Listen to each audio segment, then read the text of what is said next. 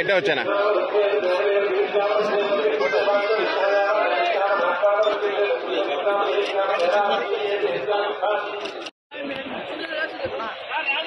Cycle ఉంటే ఏం కాదు నేను ఇస్తాను పని కదా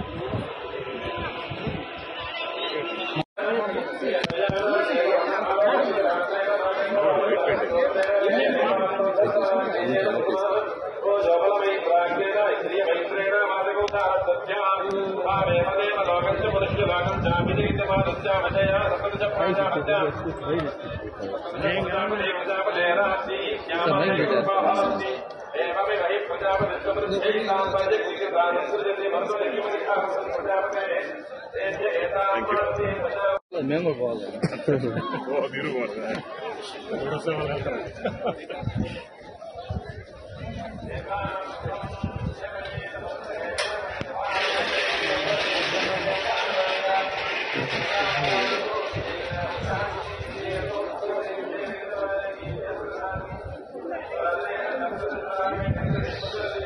ప్రశ్నితులు నమస్కారం. ఈరోజు మా కుటుంబ సభ్యులతో అందరితోని తమ్ముళ్ళు అత్తలు మామలు మొదటిసారి గెలిచిన తర్వాత రావడం జరిగింది.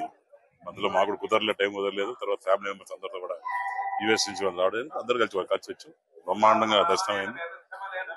అందరూ బాగుండాలా, సర్వజన సుఖభవంతు అని చెప్పి కోరుకున్నాం.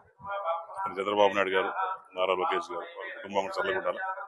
వాళ్ళు బాగుంటే మేము బాగుంటాం, మేము బాగుంటే ప్రజలందరూ బాగుంటారు అనే ఉద్దేశంతో ఈరోజు స్వామివారి మనస్ఫూర్తి దర్శనం చేసుకోవడం జరిగింది. బాగా జరిగింది. అట్నే ప్రసాదాలు కూడా బాగా క్వాలిటీ కూడా బాగా మెయింటైన్ చేస్తుంటారు. క్లీన్లీనెస్ బాగుంది, ఇక్కడ కూడా ఇబ్బంది లేకుండా బాగా దర్శనం బాగా జయవ గారు బాగా చేయించారు.